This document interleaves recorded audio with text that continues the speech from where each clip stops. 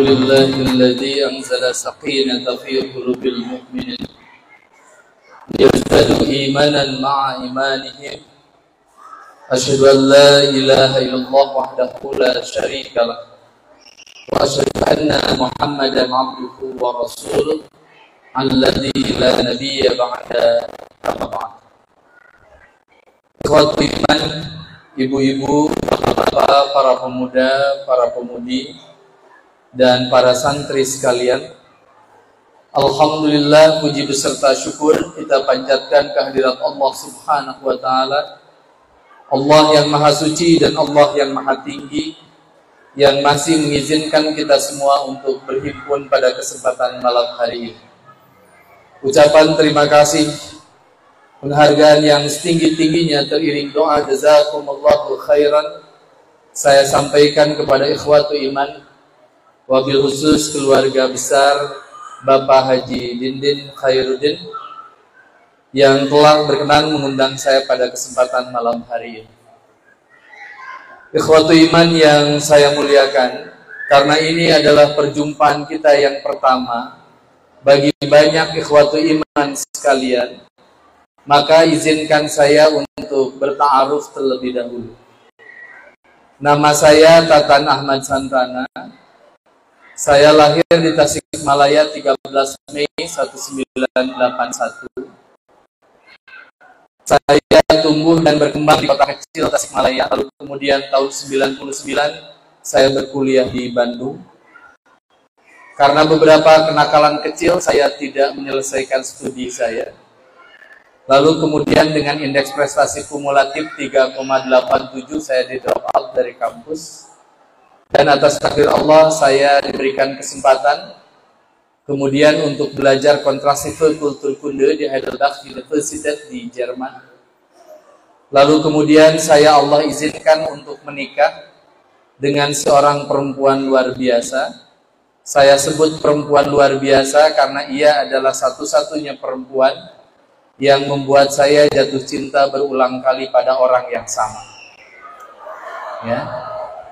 Namanya Ibu Lela Saada. Tolong berdiri Umi biar dikenal oleh jamaah. Ini istri saya, satu-satunya istri saya.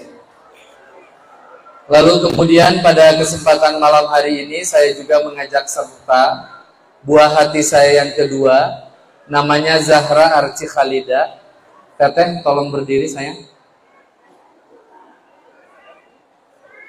Ini namanya Zahra, sekarang kuliah di salah satu kampus di Yogyakarta, 19 tahun, menjelang 19 tahun dan insya Allah sudah siap menikah. Bagi santri dan pemuda yang hafalan Qur'annya cukup, boleh meminang putri saya.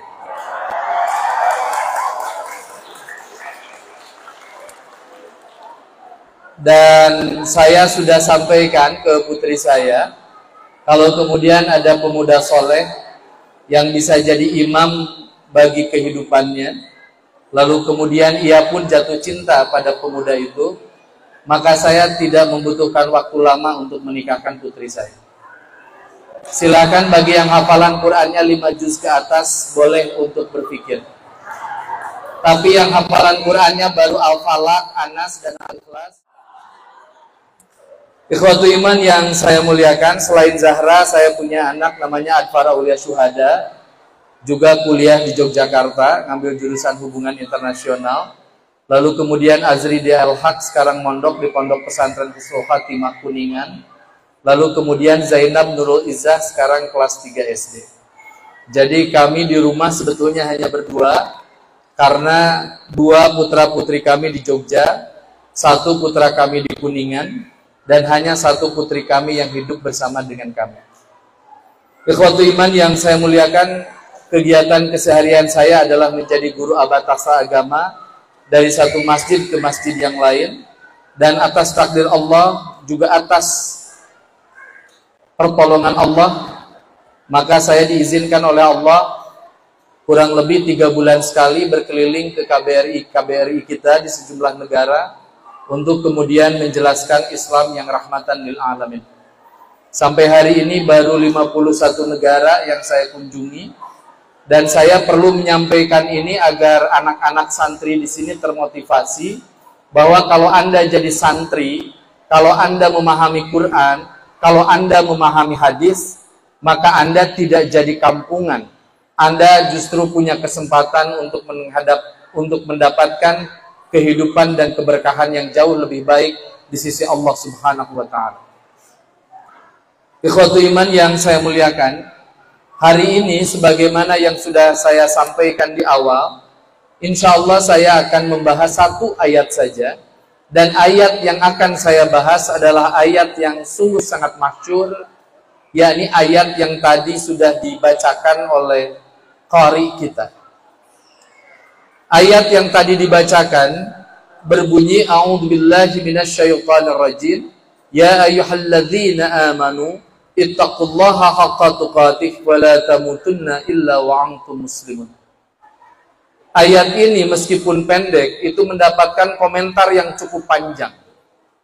Salah satu komentar yang cukup panjang dan komprehensif itu disampaikan oleh Imam Hasan Al-Banna.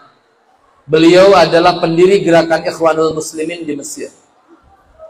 Imam Hasan Al-Banna dalam komentarnya menyampaikan bahwa ayat yang pendek ini memberikan kita sejumlah pelajaran. Yang pertama, pelajarannya adalah sehebat apapun kita, sekaya apapun kita, seberkuasa apapun kita, kematian pasti akan menyapa kita semua. Dulu di Republik ini ada seorang presiden yang berusia 32 tahun. Ia berkuasa 32 tahun. Kayanya luar biasa, hebatnya luar biasa, kuasanya luar biasa. Selepas berhenti jadi presiden, ia masih mendapatkan fasilitas sebagaimana seorang presiden. Ketika beliau sakit, beliau dibawa ke rumah sakit terbaik, mendapatkan dokter terbaik, mendapatkan alat kesehatan yang terbaik. Tapi ketika Allah akan mencabut nyawanya, dokter terbaik, fasilitas kesehatan terbaik, alat kesehatan terbaik tidak bisa lalu kemudian menjaga dirinya dari jemputan malakul maut. Di Kuba itu ada seorang presiden yang berkuasa luar biasa, namanya Fidel Castro. Memimpin Kuba dalam durasi waktu puluhan tahun. Juga sama, ketika malakul maut datang padanya, maka ia pun tidak bisa mempertahankan nyawanya. Di daerah Timur Tengah kita mengenal seorang pemimpin yang luar biasa berkuasa, yang kemudian pernah memimpin Libya, namanya Muammar Gaddafi. Kuasanya luar biasa, tapi atas takdir Allah, Muammar Gaddafi tidak mati dalam keadaan yang baik-baik saja. Matinya itu dipukuli oleh masyarakat Libya. Di tengah jalan, digantung jasadnya. Dan kenapa bisa semacam itu? Karena ketika Allah sudah berkehendak mencabut nyawa seseorang, maka orang itu tidak akan pernah bisa mempertahankan nyawanya dan menunda kematian, meskipun itu hanya 1 detik dalam kehidupannya. Oleh sebab itu, pelajaran pertama yang ingin saya berikan kepada ikhwatu iman sekalian adalah jangan pernah menganggap diri kita itu akan lepas dari kematian. Kematian pasti akan menyapa kita semua. Yang kedua, ayat yang tadi memberikan pelajaran penting. Kita diminta oleh Allah Subhanahu wa Ta'ala mati dalam keadaan menjadi muslim sejati. Pertanyaannya adalah, apakah kita sudah menjadi muslim sejati? Yang unik, kita itu banyak mengenal kosakata-kosakata agama. Tapi ketika ditanya apa maknanya, banyak di antara kita yang tidak tahu. Saya kasih contoh. Kalau ada orang yang menikah, maka kemudian orang mendoakan orang yang menikah tersebut. Doanya sebetulnya sudah disampaikan oleh Rasulullah SAW. Barakallahu laka wa baraka alaika wa jam'a bainakuma fi khair. Tapi banyak di antara kita yang mendoakan orang yang menikah itu dengan doa yang dibikin-bikin sendiri. Contohnya, semoga jadi keluarga sakinah, mawadah, warahmah ya. Lalu kalau kemudian si pengantin itu nanya, Pak punten, pami sakinah, mawadah, warahmah teh naon?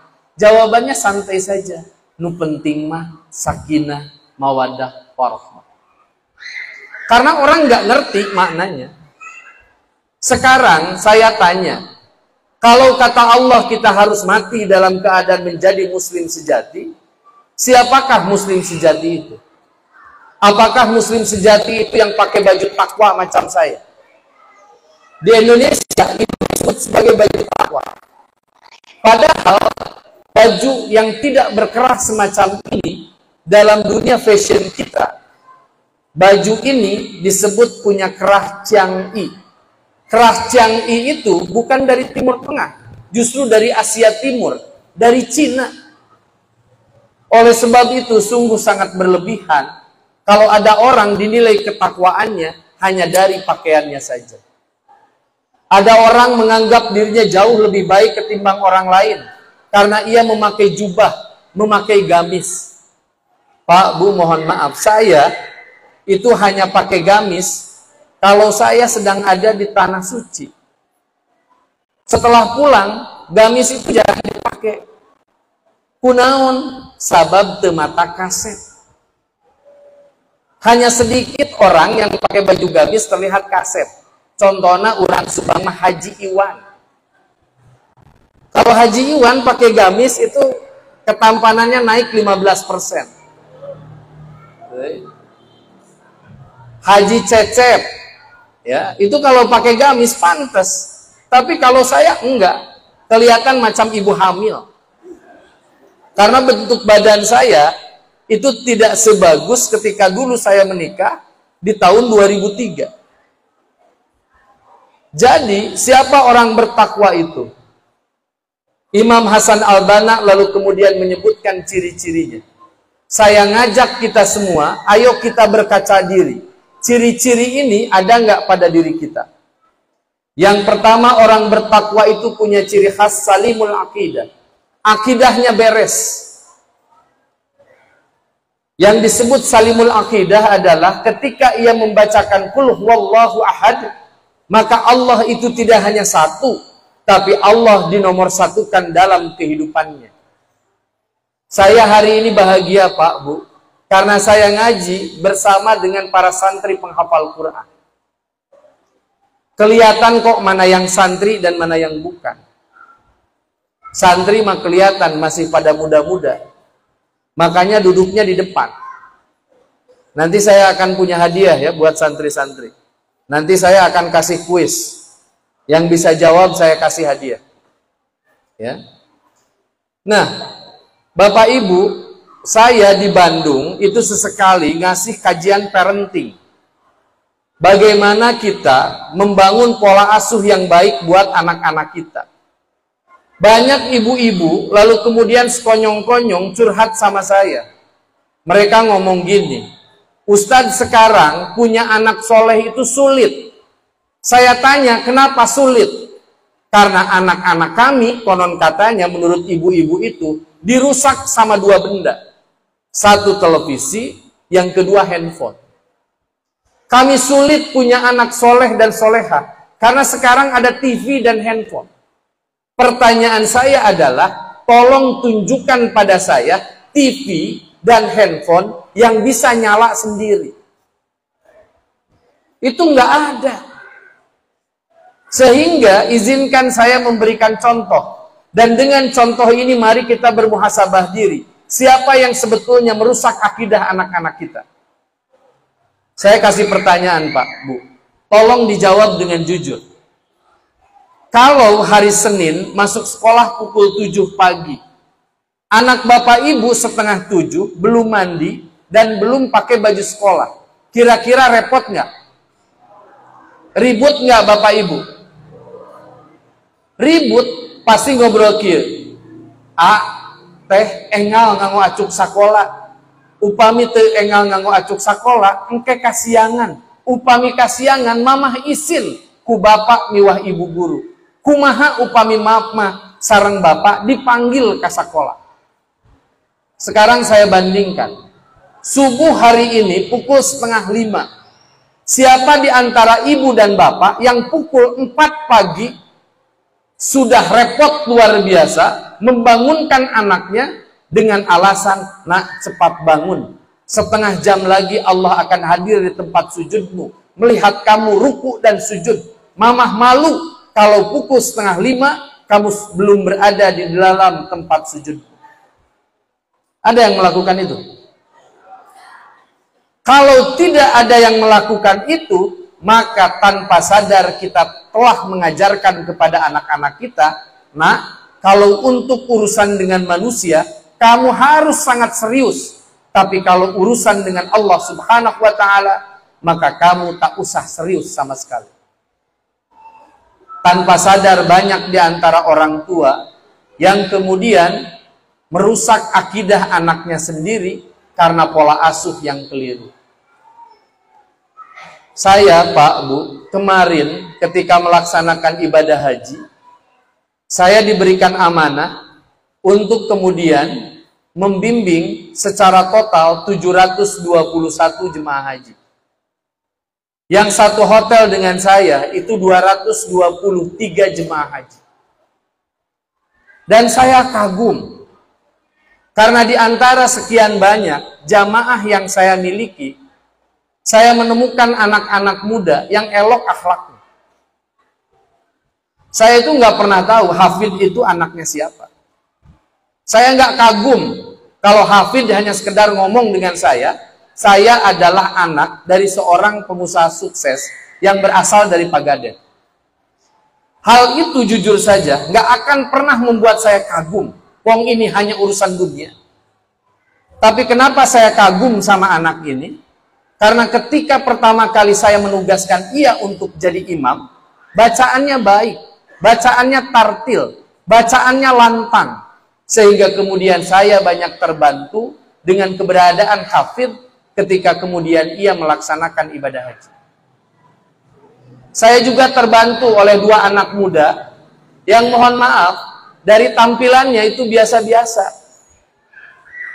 Kemarin salah satu jamaah haji saya itu unik. Namanya Haji Cecep. Haji Cecep itu kalau ketemu dengan saya, itu selalu memakai kaos dan atau koko tangan panjang.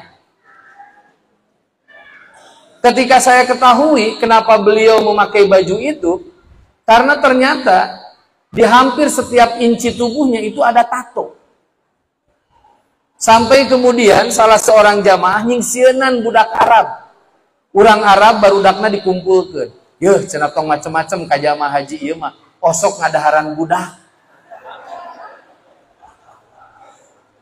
Kenapa saya kagum sama Cecep? Kenapa saya kagum sama Iwan? Karena kita pernah melewati satu fase.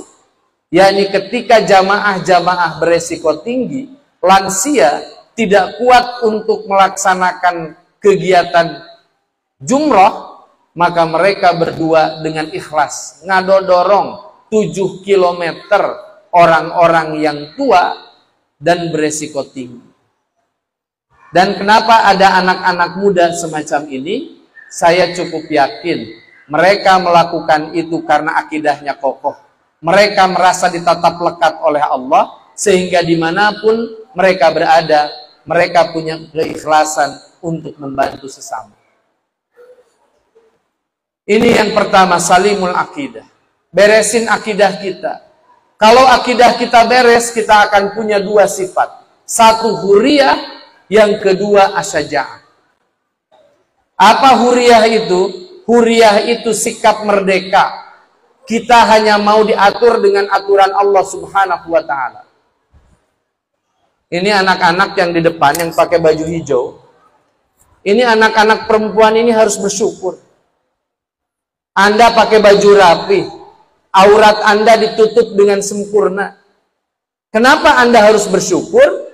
Karena beberapa saat yang lalu sejumlah 18 perempuan muslimah kita yang usianya masih muda dipaksa oleh aturan negara untuk membuka aurat mereka hanya sekedar mereka ingin disebut sebagai pasukan pengibar bendera pusaka. Itu saya sampai marah. Saya ini jarang sekali marah. Saya diajarin sama bapak, kalau kamu yang dihina gak usah marah. Tapi kalau agamamu dan nilai-nilai agamamu yang dihina, kamu wajib buat marah. Saya nulis di media sosial saya, dan saya pun berkirim surat kepada orang-orang yang sekiranya bisa memberikan solusi atas kasus yang terjadi. Seorang ayah dan ibu dari Nangro Aceh Darussalam itu nangis, Pak, ketika melihat putri kesayangannya yang dididik sejak kecil untuk menutup auratnya, tiba-tiba pada tanggal tertentu sebelum 17 Agustus, mereka harus dibuka kerudungnya hanya sekedar untuk mendapatkan tepuk tangan di panggung dunia. Oleh sebab itu saya minta anak-anak kita diajarin sejak kecil akidahnya yang kokoh. Biar mereka punya sikap yang merdeka untuk taat hanya kepada Allah Subhanahu wa Ta'ala. Yang kedua, as-saja'ah. Kalau akidahnya beres, orang akan hidup dengan optimis. Orang akan hidup dengan optimis. Tidak terlalu banyak kekhawatiran dalam hidupnya. Kenapa? Karena dia yakin Allah akan menolong hidupnya. Ini bagian yang pertama, salimul akidah. Yang kedua, sahihul ibadah. Muslim yang baik itu ibadahnya sahih. Terkonfirmasi oleh Al-Quran dan hadis. Ketika ia sholat, dari mulai takbir sampai salam, nyeples. Karena contoh anu parantos dicontohkan ku Rasulullah Sallallahu Alaihi Wasallam. Bukankah Rasul pernah bersabda, "Sallu kama ra'aitumuni usalli." Oleh karena itu, sholatlah kita sebagaimana yang sudah Rasul contohkan kepada kita. Ketika kita berhaji dan berumrah, ada kalimat huduni manasikakum. Berhaji dan berumrahlah sesuai dengan apa yang Rasul contohkan. Izinkan saya berbagi, ibu bapak. Kemarin ketika kita melaksanakan ibadah haji, kita punya aturan dari pemerintah Republik Indonesia dan pemerintah Kerajaan Saudi Arabia bahwa ketika kita datang ke Muzdalifah itu diberlakukan murur. Ini beberapa jamaah yang ikut dengan saya tentu kita ingat ketika kita rapat di Arabe. Pihak ketua kloter sudah mewanti-wanti. Nanti itu akan diberlakukan murur. Jadi ketika kita beres dari Arafah, ketika kita ke Muzdalifah sebelum ke Mina, di Muzdalifah itu kita diminta, ibu dan bapak, untuk tidak diam, tapi kemudian untuk bergerak. Bapak ibu tahu, saya lalu kemudian menyampaikan kepada para jamaah, nanti tolong ikuti saya. Kalau yang lain murur biarkan, tapi kita harus tetap berada di Muzdalifah sampai ba'da subuh. Ada jamaah yang ngobrol dengan saya, Ustadz bagaimana kalau kita ditinggalkan bis? Jawaban saya sederhana, kalau kita ditinggalkan bis, kita berjalan kaki. Paling juga hanya sekitar 6,5 kilo. Jamaah ngobrol, Ustadz kumaha upami capek? Saya jawab, nggak apa-apa kita capek. Biarkan lelah itu mengundang keberkahan dari sisi Allah Subhanahu wa Ta'ala. Ketika subuh berkumandang, kami melaksanakan sholat, lalu kemudian beres sholat, saya dimarahi. Siapa yang marah sama saya? Maktab. Mereka ngobrol gini, kenapa antum tidak segera berangkat ke Mina?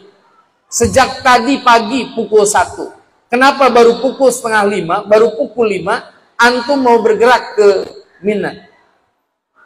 Saya lalu kemudian menjawab, saya mohon maaf, saya menselisihi aturan Saudi, saya menselisihi aturan Indonesia, tapi kenapa saya melakukan itu? Karena saya tidak ingin menselisihi aturan dari Allah dan Rasulnya. Bukankah Rasul melaksanakan mabit di Muzdalifah sampai adzan subuh berkumandang? Si Arab itu langsung mengatakan sodakta. Dia memeluk saya lalu kemudian dia mengatakan, apa yang antum butuhkan? Saya katakan saya butuh bis untuk mengangkut jamaah saya. Saya minta 10 bis. Apa jawabannya? Insya Allah akan kami penuhi. Dan alhamdulillah kami semua diangkut pakai bis. Kenapa kemudian kita bisa mendapatkan kemudahan itu? Karena sejak kecil saya diajarin oleh orang tua saya. Wa may yattaqillaha yaj'al lahu makhraja wa yarzuqhu min haitsu la yahtasib. Kalau orang berikhtiar menjadi pribadi takwa, maka Allah akan berikan solusi dari setiap kesulitan. Dan kalau kita tidak memiliki rizki, maka Allah akan bukakan pintu rizki dari pintu yang tidak disangka-sangka. Saya tahu beberapa santri di sini itu bukan orang Jawa Barat. Itu tadi saya ngobrol tuh dengan 1, 2, 3 santri. Dari wajahnya sepertinya Anda orang Maluku. Saya tahu tidak semua santri di sini terlahir dari keluarga yang mampu. Tapi izinkan saya menyampaikan kepada santri-santri yang hari ini diurus oleh keluarga besar yang ada di tempat ini. Anda boleh terlahir dari keluarga semacam apapun. Anda boleh sekarang hidup dalam keterbatasan. Tapi Anda semua anak-anakku sekalian harus yakin. Kalau Anda berikhtiar menjadi pribadi yang bertakwa, Allah berpihak pada Anda, maka Allah akan memberikan banyak kemudahan dalam kehidupan Anda. Ya. Saya dan istri jadi saksi, Pak. Dulu ada anak lulusan dari salah satu pesantren Persis di Banjar. Itu ditinggalkan oleh orang tuanya transmigrasi.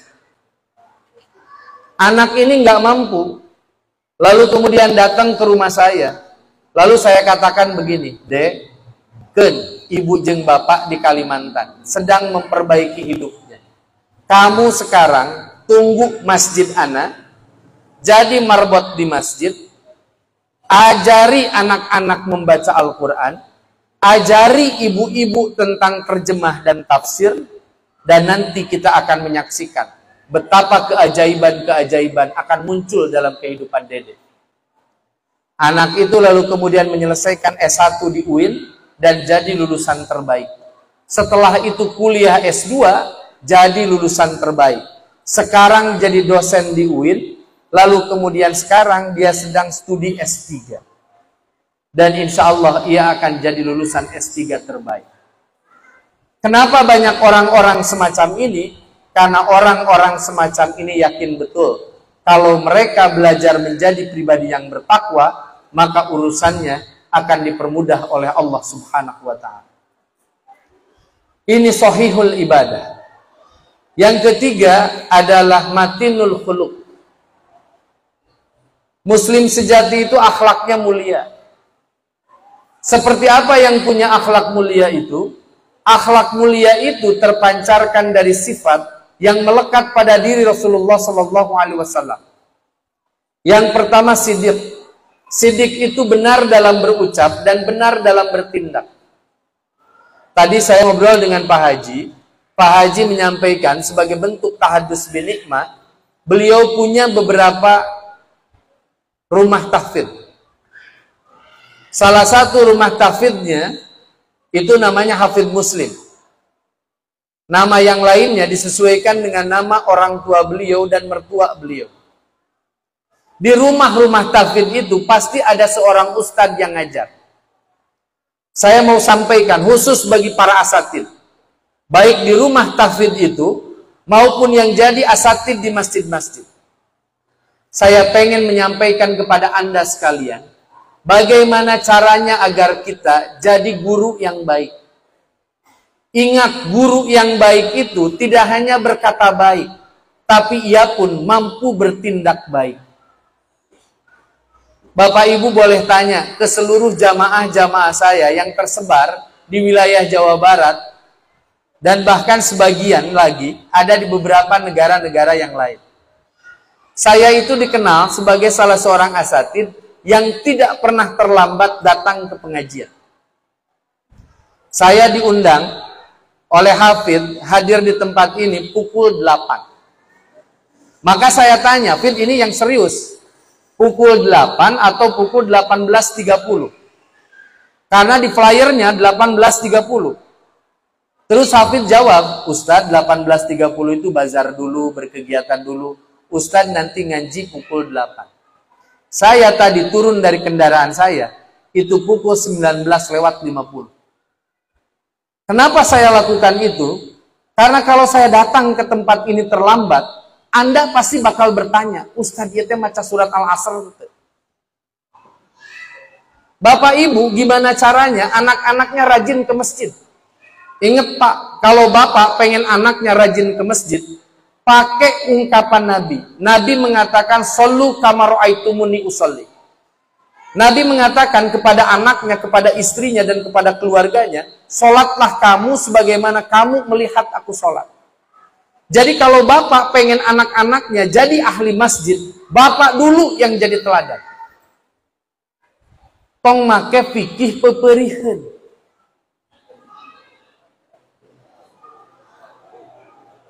Iya mah kick off Persib lawan Persija jam 7 peti. Isya pas jam 7 lebih tilu. Ngong adan cek budak teh kieu Pak ka masjid moal cek budak lalaki teh. Bapak nate santai we, jang. Bapak mah ka masjid tiba heula. Geus pangalaman. Ayeuna mah bagi-bagi tugas jeung Ujang. Bapak lalajo, Ujang salat. Engke lamun aya gol ku bapak di bejaan kumaha golna. Eta teh budak teh ini teh ka masjid bari dina hatena teh kieu. Aya ku bodoh bapak aing panena mah geus aya YouTube, tinggal deleh we engke. Bapak nggak bisa melakukan itu. Bapak punya anak rajin ke masjid, kalau bapak jadi teladan. Saya, Pak, Bu, punya anak laki-laki 2. Kalau ada jamaah yang wafat, Adfar dan Azri sejak usia 5 tahun saya ajak memandikan jenazah. Meskipun 2 anak laki-laki saya ketika kecil itu cuma tugasnya ngambilin air. Nah, ambilin papa air. Dia ambilin air. Lalu kemudian saya mandikan jenazah. Kenapa saya lakukan itu? Saya harus jadi teladan bagi anak-anak saya. Coba sekarang saya tanya. Cung di dia bapak-bapak sareng ibu-ibu anu moal maot sok ngacut. Bakal maot moal? Iraha. Pertanyaan kedua, pernah nggak Pak, Bapak Ibu naros kanu janten murang kali? Nah, kalau besok subuh Mama atau Bapak meninggal, kalian sudah bisa nggak memandikan jenazah Bapak dan Mama?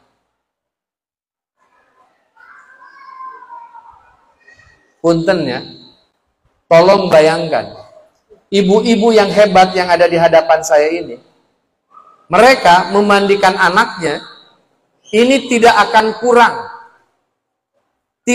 kurang dari 3.000 kali. Hitungannya gimana? Gampang, 365 1/4 hari, dikali 2, dikali 5 tahun. Ribuan kali ibu-ibu memandikan anaknya.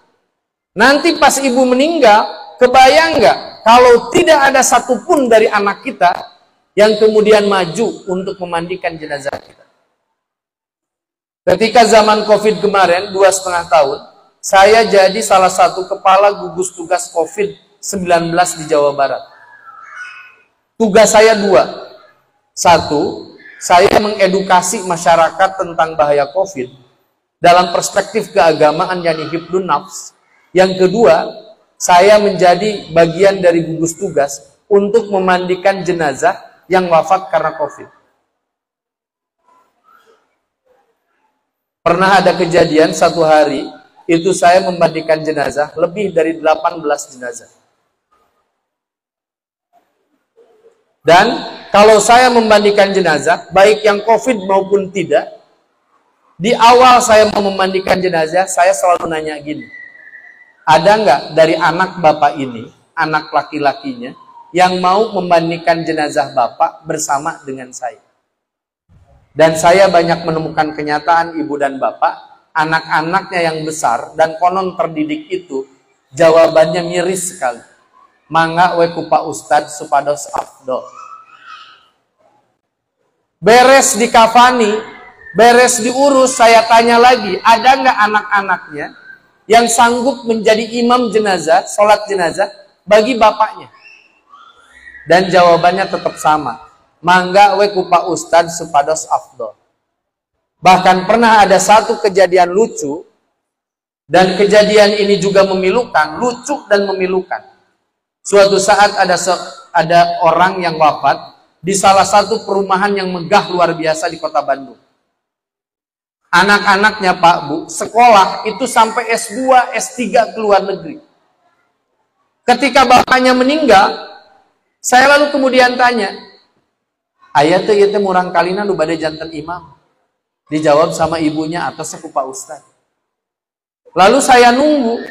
Ketika saya nunggu, ada seorang anak muda usianya 30 tahunan, sekolahnya jauh-jauh ke luar negeri, itu bolak-balik dari satu kamar ke kamar yang lain. Saya tanya, "Aku naon bolak-balik wae hayu nyolatkeun jenazah?" Jawabannya, "Ustaz, mohon ditunggu, saya lagi nyari sajadah."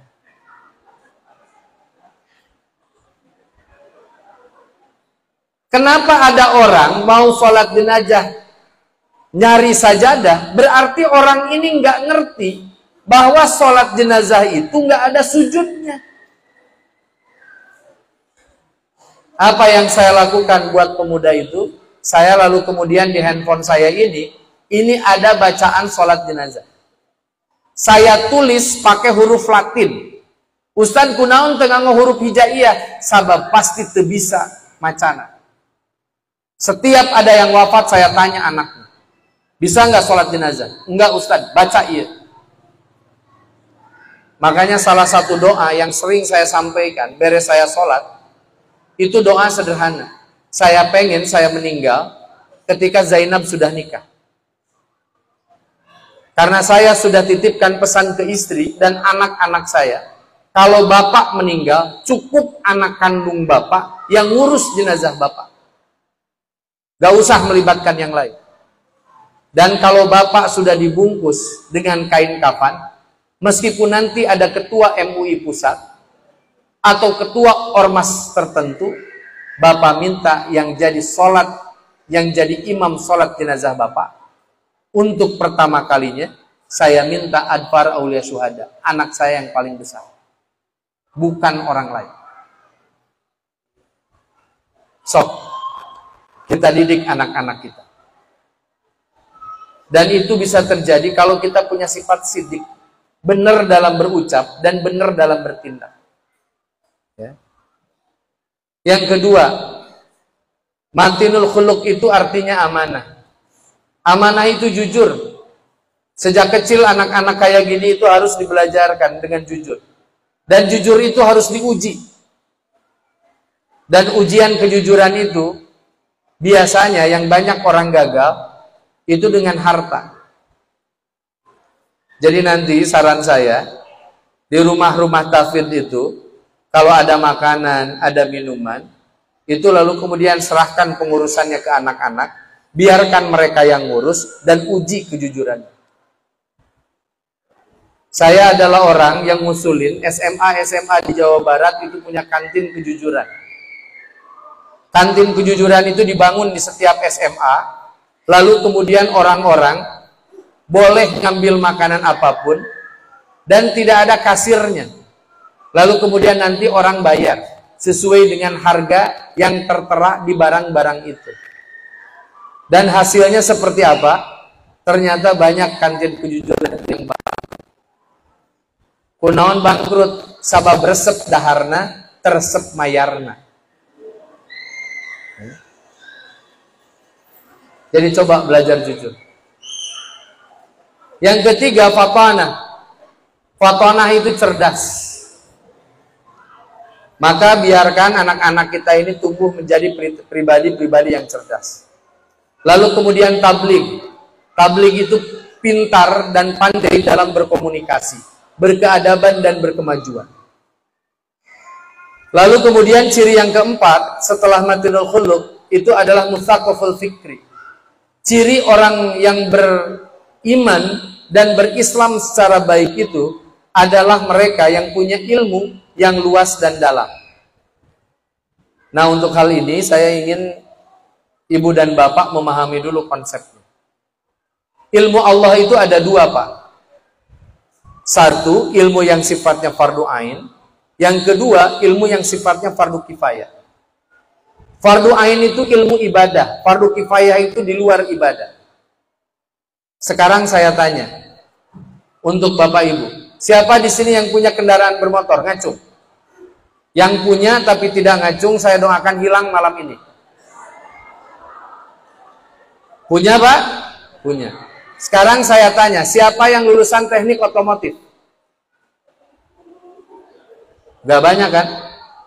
Kenapa Bapak Ibu berani punya motor dan mobil padahal bukan lulusan teknik otomotif? Karena kalau mobil dan atau motor Bapak Ibu rusak, Bapak Ibu tinggal datang ke bengkel, lalu kemudian ketika selesai, Bapak Ibu tinggal bayar, urusan selesai. Sekarang ilmu yang sifatnya fardu ain. Terbayang nggak kalau ada anak-anak kita yang tidak bisa sholat? Bisa nggak nanti subuh nge-WA ke saya, Ustadz hapunten, panuhun subuh ayeuna mah Ustadz sholatna 4 rakaat, 2 rakaat kanggo Ustadz, 2 rakaat kanggo pun anak, engke artosna dikintun. Bisa nggak? Nggak bisa. Jadi penting mana ilmu yang sifatnya fardu ain dengan fardu kifayah? Fardu ain. Penting mana ilmu ibadah dengan ilmu di luar ibadah? Ilmu ibadah. Tapi uniknya, mohon maaf, saya harus sampaikan secara terbuka agar jadi perhatian kita. Kalau untuk ilmu yang sifatnya fardu kifayah, banyak orang tua yang sangat serius menyekolahkan anaknya. Di Bandung, Pak, kalau anak pengen masuk ITB, itu sejak kecil anaknya dipaksa untuk sekolah di Jalan Merdeka, SD-nya, SMP-nya di Jalan Jawa atau Sumatera, SMA-nya di Jalan Belitung, agar kuliahnya di Jalan Ganesha di ITB. Dan kalau nggak pakai jalur itu, anak-anaknya disuruh untuk mengikuti bimbingan dengan harga puluhan bahkan sampai ratusan juta. Sayangnya, saya jarang menemukan orang tua yang mengeluarkan uang, jangankan ratusan juta, puluhan juta saja. Jarang saya saksikan orang tua mengeluarkan uang sebanyak itu agar anaknya paham ilmu agama. Bahkan yang paling mengerikan, ada orang tua yang nggak tahu nama ustad anu ngawuruk ngawas murang kali. Kenapa? Karena banyak di Tatar Sunda ini orang tua yang nganterin anaknya ke masjid cuma sekali. Jig ngaji ke masjid pada maghrib. Lur we ditinggalkan. Tanpa mengetahui siapa gurunya. Lamun guru nawai teterang namina, pasti orang tua nage tara mayar SPP jang budak. Terus dengan sangat santai, orang tua banyak yang seperti ini. Ustad keun we atulah pan guru ngaji mah kedah ikhlas. Pak, Bu, saya sepakat. Yuk guru ngaji teu kudu dibayar. Saya sepakat. Dengan satu catatan. Kalau guru ngaji itu datang ke dealer mobil Toyota, dia ngambil mobil dari Toyota, cukup dengan doa jazakumullahu khairan katsira. Pak hoyong mobil naon, hoyong Avanza. Oh mangga canak si guru ngaji teh naik ke kana mobil eta. Pak mayar hatur nuhun jazakumullahu khairan katsira. Cek nu gaduh dealerna teh amin wa iyyakum. Lamun kitu mah pek bae gratis. Datang ke warung nasi, makan seenaknya dengan makanan yang bergizi. Beres makan ditagih. Ustad, mana mayarna? Hatur nuhun, sanguna raos, jazakumullahu khairan katsira. Lamun eta nu boga toko mobil, nu boga warung nasi, lalu kemudian nyarekan guru ngaji cukup ngajawab kieu. Nah, Bapak Ibu, kunaon ari abi kudu ikhlas, padahal jang urusan akhirat. Ari ieu teu pira ngan ukur sapiring sangu, abdi kudu mayar. Ayo Pak, Bu, saya minta kita punya perhatian untuk pendidikan agama anak-anak kita. Saya ini guru ngaji. Istri saya itu yang ngajarin saya nahwu, sorof, balaghah, mantik, usul fikih, ulumul Quran dan ulumul hadis. Saya belajar itu dari istri saya. Istri saya usianya lebih tua ketimbang saya 2 tahun. Anak seorang kiai di Bandung. Saya belajar ngaji sama istri saya. Saya guru ngaji, istri saya guru ngaji. Tapi anak-anak saya, bukan kami yang ngajar. Saya manggil guru tahfidzul Quran untuk anak-anak saya. Saya bayar mereka secara proper. Bahkan sampai hari ini, asal Bapak Ibu tahu, saya masih belajar ngaji sama sahabat saya. Namanya Dr. Lalan Sahlani. Ustadz Lalan sampai ngobrol gini sama saya. Ustadz Datan, naon atuh Ustadz Datan masih kena diajar baca Quran. Saya ngobrol, Ustadz Lalan, salah satu kelemahan saya itu baca Quran. Jadi saya masih butuh guru. Dan saya bayar guru ngaji anak-anak saya itu jauh lebih tinggi ketimbang bayar SPP anak saya di kampus. Ustadz gunawan dilakukan gitu, saya mah cuma pengen Allah mencatat bahwa yang namanya Tatan Ahmad Santana di hadapan Allah lebih memuliakan ilmu-ilmu agama dibanding ilmu-ilmu di luar itu. Ini prinsip. Ikhwatu iman yang saya muliakan, kalau kemudian ilmu agamanya sudah keren, baru kemudian kita belajar ilmu yang lain. Karena jadi orang yang berilmu itu penting. Dalam Al-Quran ada kalimat, yarfa'illahu alladhina amanu minkum walladhina utul ilma darajat. Kalau derajat individu kita pengen naik, atau derajat bangsa kita pengen naik, maka kita harus jadi generasi yang terdidik. Ya. Saya kasih contoh. Sekarang saya mulai. Nah, coba sini, maju ke depan. Sini. Ayo kasih tepuk tangan.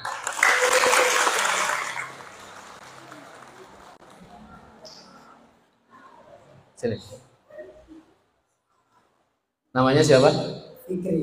Fikri. Dari mana? Maluku. Maluku. Malukunya daerah mana? Tual. Tual. Tual itu dulu wilayah konflik. 99 saya datang ke situ. Dan serius pegang senjata. Baik. Saya mau tanya, Indonesia merdeka tahun berapa? 1945. Tanggal berapa?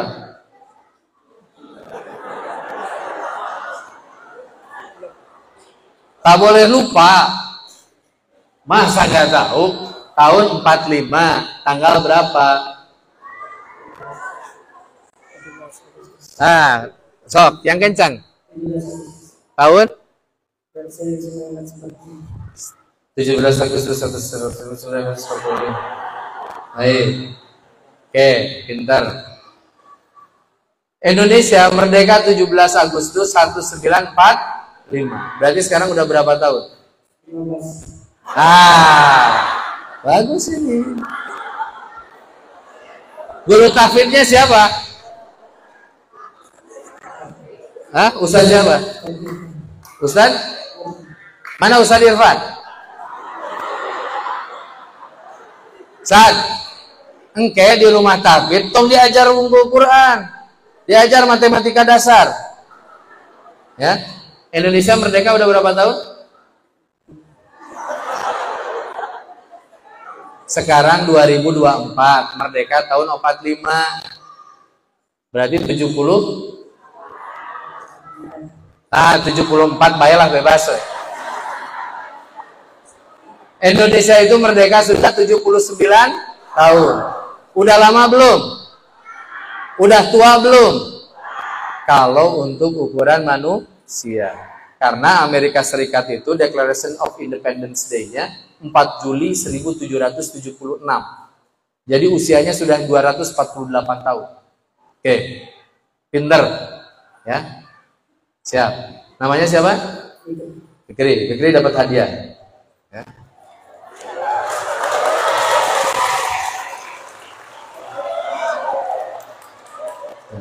Udah balik. Udah kan udah dapat uang, pulang. Oh. Budak ge hari diberi duit mah suntangannya jadi 2 kali. Oke, saya lanjutin. Bapak Ibu tahu, tahun 45 Indonesia merdeka. Di tahun 45 Jepang itu hancur. Kita tahu ada 2 kota di Jepang yang dibom. Ada nggak anak perempuan yang tahu 2 kota di Jepang yang dibom pada tahun 45? Coba siapa itu? Sini ke depan.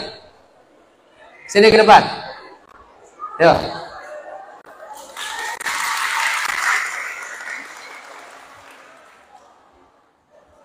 Ya. Namanya siapa? Rahma. Rahma dari mana?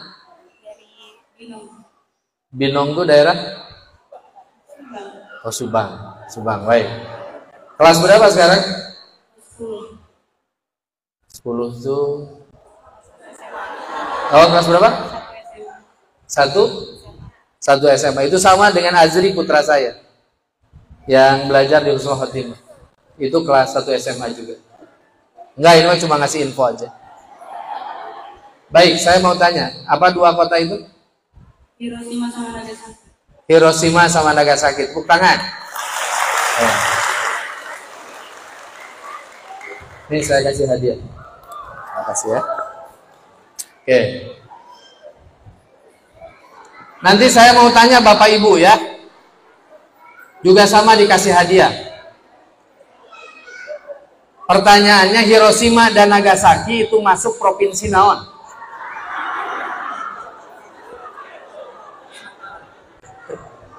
Oke. Nih, saya lanjutkan.